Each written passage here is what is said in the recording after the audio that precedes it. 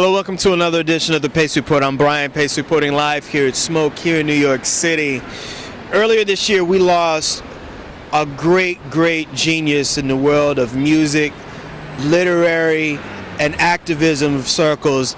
Brother Gil Scott-Heron died of cancer, and tonight, jazz vocalist Giacomo is going to be performing selections off his Savant Records debut, The Revolution Will Be Jazz, the songs of Gil Scott-Heron. Tonight, Giacomo and I will sit down and discuss and analyze Gil's music, how he had a profound effect on all forms of hip-hop, soul, as well as literary. And we're going to sit down and talk about Giacomo's career as a great jazz vocalist in the styles and lineage of John Hendrix and Eddie Jefferson. Still got your career for only 95%. Now that ain't enough for fronts like 3-piece suits and pay the rent. Sing the blues, pay your dues, and not know who you are. Makes you wonder why so many people want to be a star. Well, do you really want to be in show business? Come on and go business. Got you hanging out in places you got no business. And people still so wanna be in show business. Wanna be in show business. It's alright with me. Yeah. It's alright with me. Just as long as you know you're only guessing what to them as your latest hit. That's a precarious position for a plastic king to sit. Law's game is double sink. Your fate is in their hands.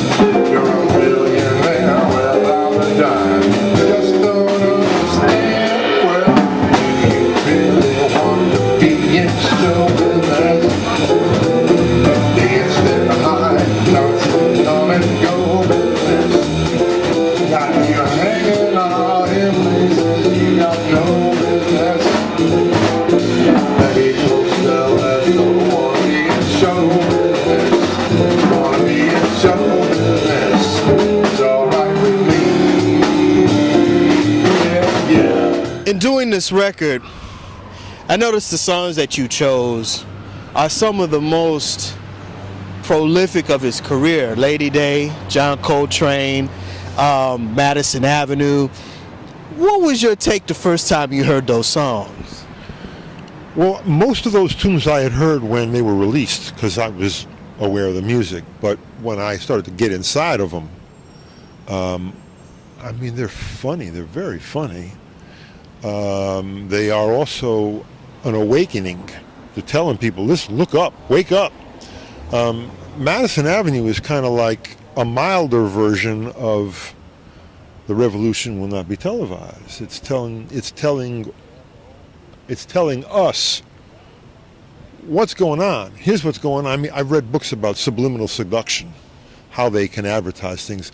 Remember a long time ago, you go to a movie, they were supposedly splicing stuff in. I mean, I don't know if it's true or not, but I'll buy it, you know. Most of the things that we do is because they're trying to program us, whoever they are, whoever we are, you know. But I guess when I got in deeper to what Gil was talking about, it's enlightening, you know, that his music was as serious as it was and also as funny as it was, and that I guess what I'm trying to say is I'm very surprised when I started to record this. I was telling people, hey man, I'm doing a Gil Scott-Heron album, and they said, who? So is it because I grew up in an urban area on the East Coast? I don't know. Is it because I grew up in an area where I was around all kinds of folks? I don't know. I mean, maybe somebody in Topeka, Kansas doesn't know who Gil Scott-Heron is. No offense to Topeka, Kansas. But I think that you have to have your ears open to be hip to Gil Scott-Heron. You got to have your ears open to be hip to Thelonious Monk. You got to have your ears open to be hip to little Jimmy Scott. So if you're not looking to listen, then you're not going to hear it. This is a prayer for everybody in the world. 'Cause I am you and you are me, and we need each other. This is a prayer for everybody in the world. A prayer for you, a prayer for me, a prayer for love and harmony, a prayer for light that all may see, a prayer that someday we'll all be free.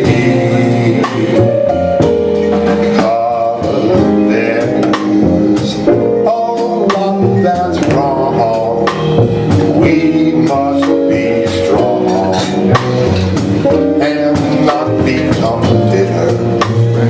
If there's a chance that mankind will profit, why should we scoff at something new?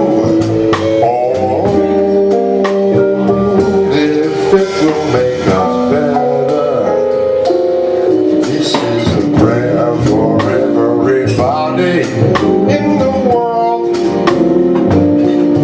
Without you and without me, without love and harmony, without courage and dignity, what would it mean to be free?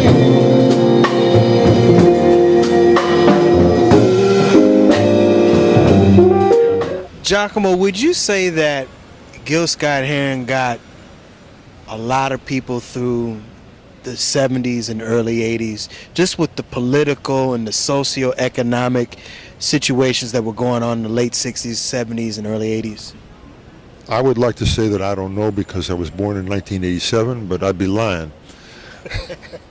I think so. I mean, I remember hearing that music. You know, I'm 2 years younger than Gil. I was around that. I was part of that. I heard it. I think I saw some of the effect that he had on people. He made people wake up. Maybe some people didn't wake up, but at least they heard it. I mean, you know, you can tell somebody something, you can't force them to listen. But there were some viable messages that were being sent. If you picked up on them, solid. If you didn't, you missed it. You know, maybe that's why I think Gil was, I don't know if frustrated is the right word, or maybe he was hurt that a lot of what he was saying wasn't being picked up on. Because it wasn't about money. You know, maybe he got used to making some money and started to have too much fun with it, but it wasn't about money. I don't think. I mean, I never met Gil. I caught him live a few times. I never personally met him, never sat down and talked to him. But from what he wrote and said, I mean, if he made money, great. You know, you give me a pile of money, I'm going to have too much fun too. But I don't think it was about money. You don't start out writing what he started out writing to make money. You write a cookbook. You know. Just like the cities stagger on the coastline, living in a nation that just can't stand much more. Like the forest buried beneath the highway, never had a chance to grow.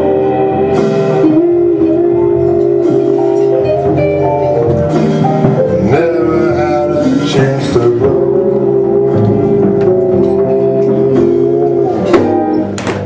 And now it's winter.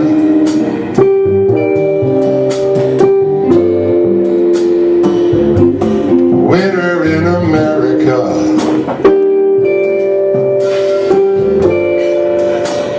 Yes, and all of the healers have been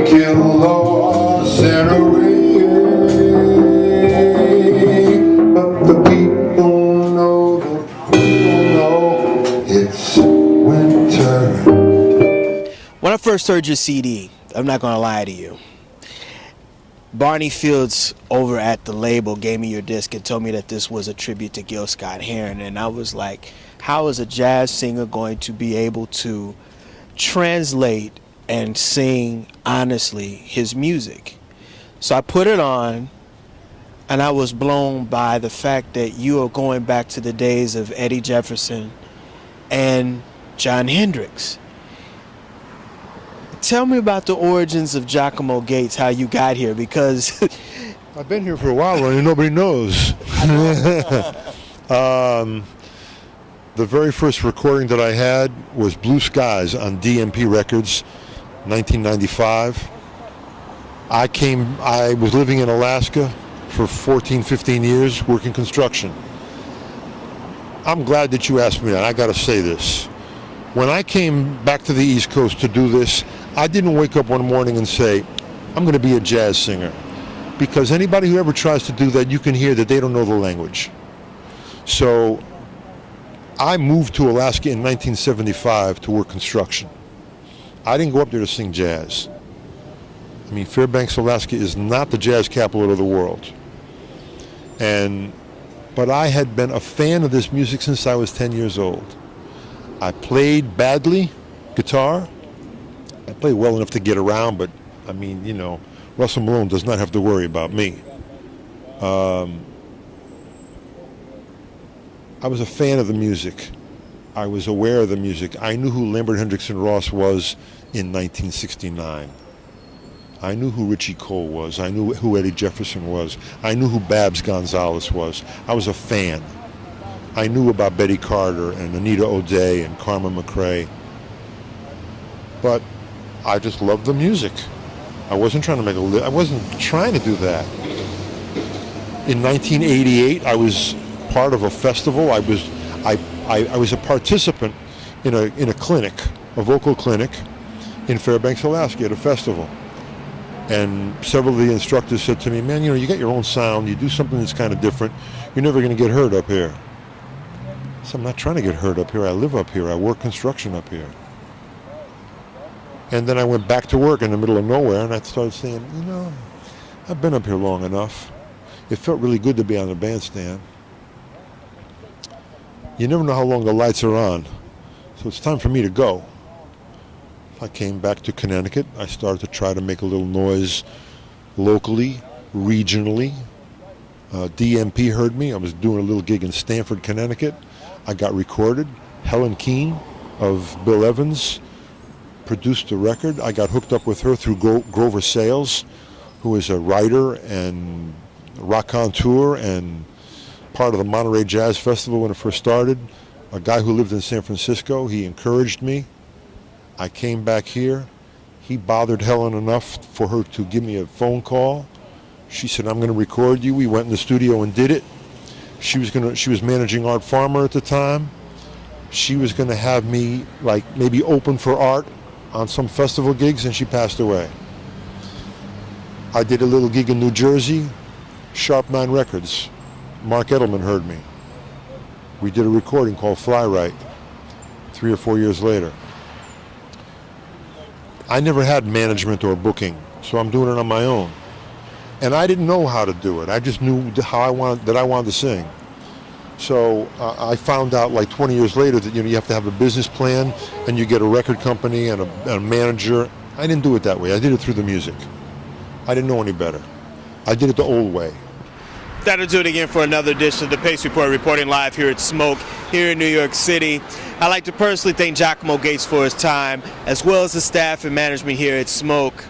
As always, please visit my website, www.thepacereport.com, for my weekly column as well as my past segments.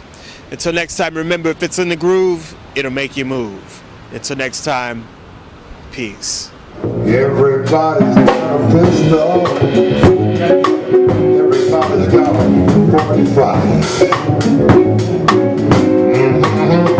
The philosophy seems to be, at least as near as I can see, when the other folks give up, give up, give up, I give up, I give up. Shh.